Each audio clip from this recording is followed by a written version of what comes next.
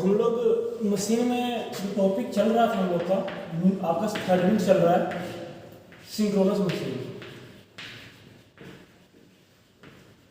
Synchronous machine ये topic चल रहा था हम लोग का, और इसमें हम लोगों ने लास्ट में पढ़ा था, वो क्या पढ़ लिया था, इसके कंस्ट्रक्शन फीचर पढ़ लिए थे। मतलब इसकी जो कंस्ट्रक्शन था, इसमें क्या क्या पार्ट इसके होते हैं, कौन कौन से मेन पार्ट्स, रोटर था, स्टेटर था। उसके बाद में रोटर कितने तरीके का था, इसका दो प्रकार का इसका था, रोटर था, एक साइलेंट पोल था और दूसरा कौन सा है, नॉन साइलेंट। उसके बाद हमने और भी इसके पार्ट्स पढ़े थे, ब्रश पढ़ लिया था, और उसके बाद क्या पढ़ा था हमने, डैम्पर वाइंडिंग देखा था, और उसके बाद क्या देखा था, और मैंने इसकी वाइंडिंग बहुत सारा हम लोग इसका अभी डिटेल्स में लोग पढ़ लिया था। आज जो हम लोग टॉपिक इसमें डिस्कस करने जा रहे हैं वो क्या पढ़ेंगे, producing of rotating magnetic field. Producing of rotating magnetic field.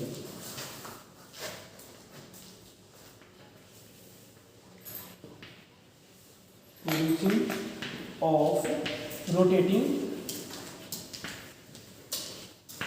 Magnetic field.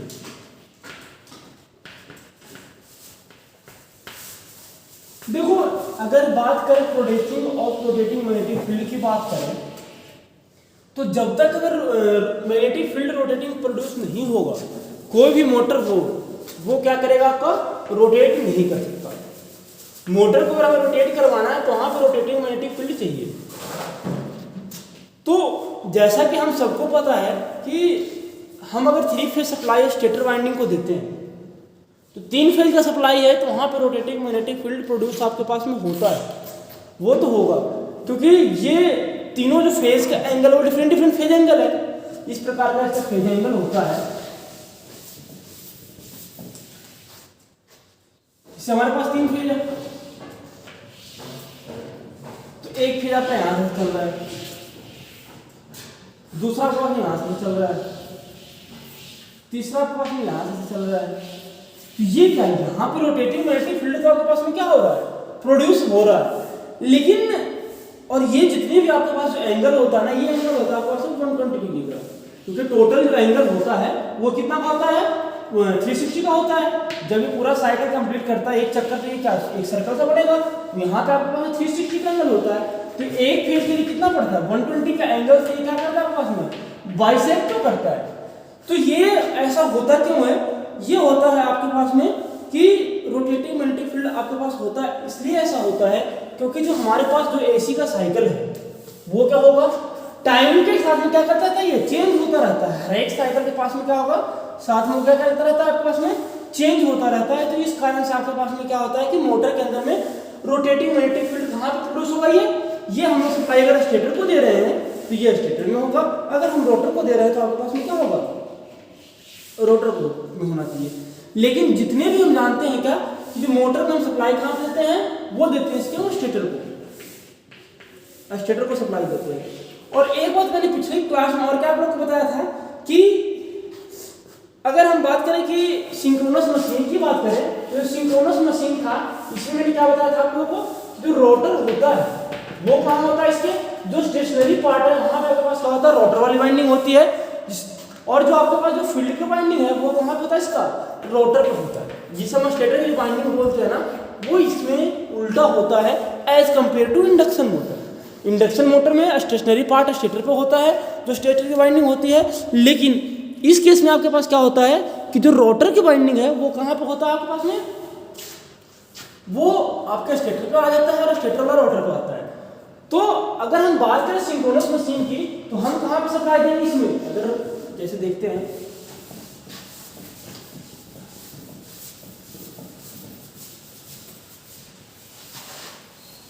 Suppose करो आपके पास क्या है, कोई सिंक्रोनस मोटर है, ये हम बनाते हैं एक छोटा सा मोटर, ये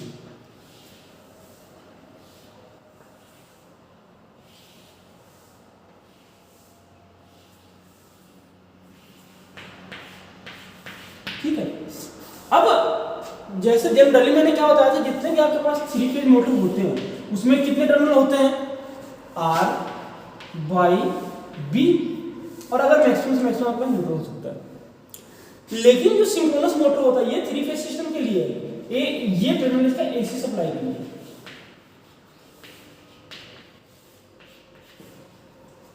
ठीक है, लेकिन अब अगर हम बात करें कि इसमें 2 टर्मिनल जो सिंक्रोनस मशीन होता है उसमें और होता है एफ और डबल एफ। ये आपके पास फील्ड की वाइंडिंग है, फील्ड वाइंडिंग जिसे हम रोटर की वाइंडिंग भी बोलते हैं, रोटेटिंग वाइंडिंग आपके पास फील्ड की वाइंडिंग ही है। अब देखो यहां पर होता क्या है कि जैसे ये इसका रोटर है,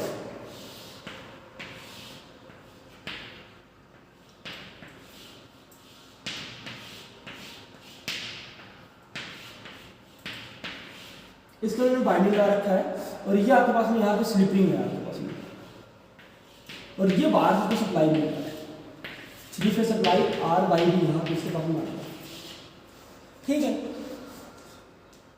अब ये सप्लाई कहाँ पे हम दे रहे हैं, रोटर में दे रहे हैं। तो रोटर में क्या होगा, जैसे हम सप्लाई देंगे तो यहाँ पे आपके पास में क्या होगा, यहाँ पे आपके पास में रोटेटिंग मैग्नेटिक फील्ड क्या होगा, प्रोड्यूस होगा।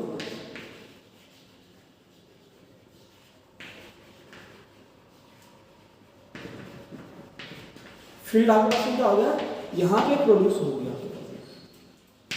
ठीक है,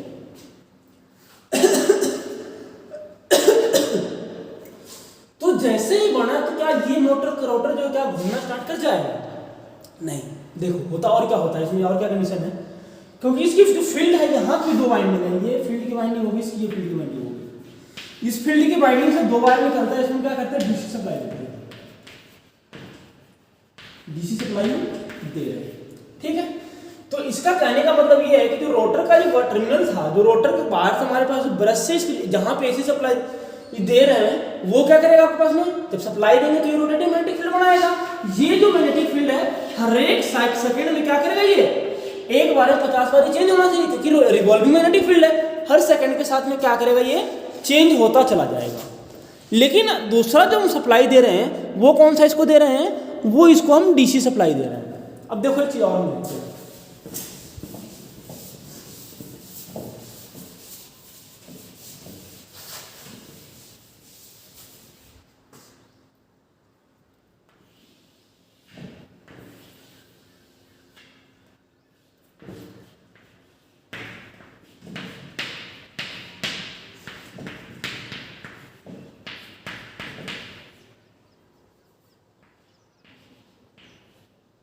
जी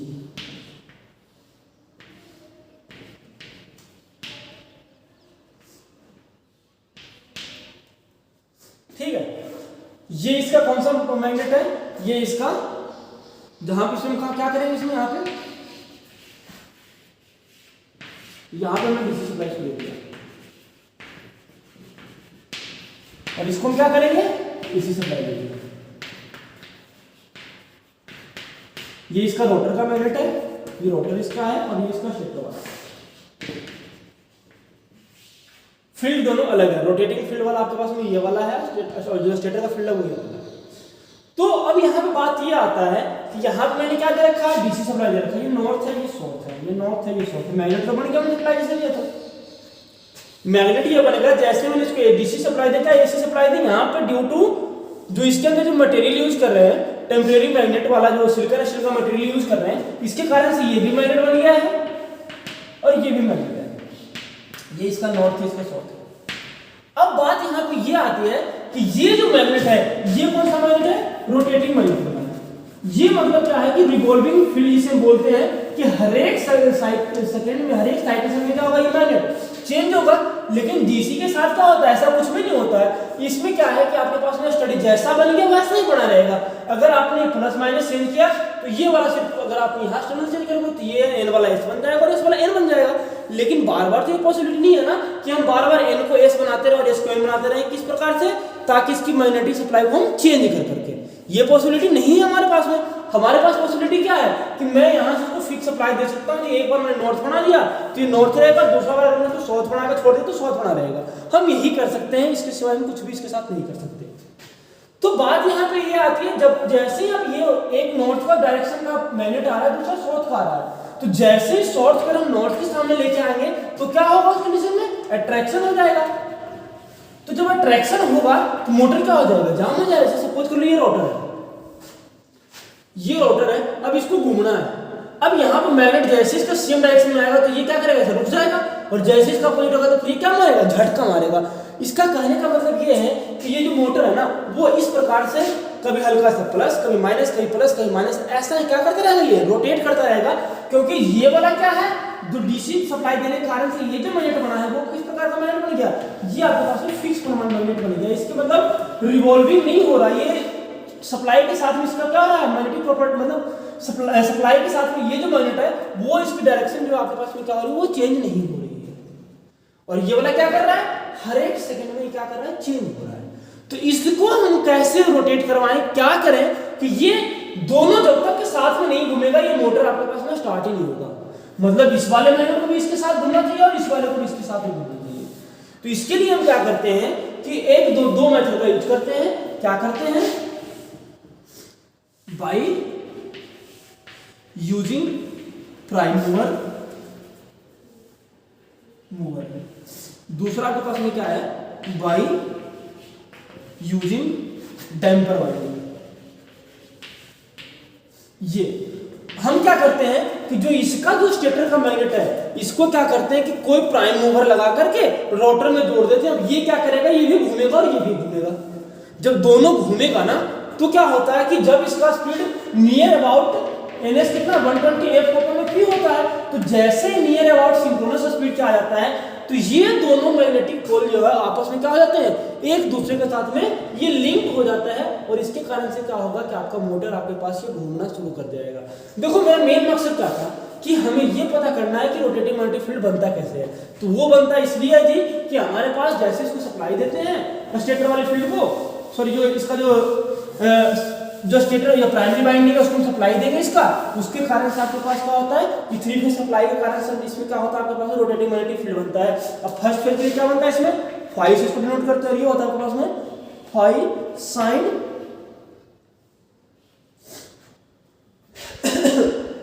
फाई इक्वल टू है फाई साइन ओमेगा टी।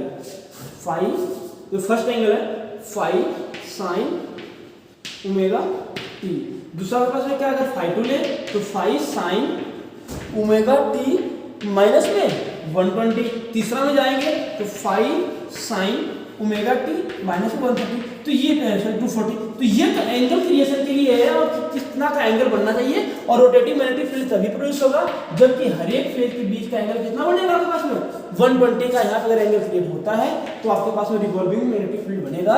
और ये सिंक्रोनस मशीन में कहाँ पर बनता है, जहां पे हम क्या करते हैं इसको थ्री फेज सप्लाई देते हैं, वहां पे आपके पास क्या बनता है, रोटेटिंग मैग्नेटिक फील्ड बनता है। और जहां हम क्या करते हैं डीसी सप्लाई देते हैं वहां पे आपके पास में स्टडी मैग्नेटिक फील्ड बनेगा, मतलब वो मैग्नेटिक फील्ड आपके पास रोटेट नहीं करेगा।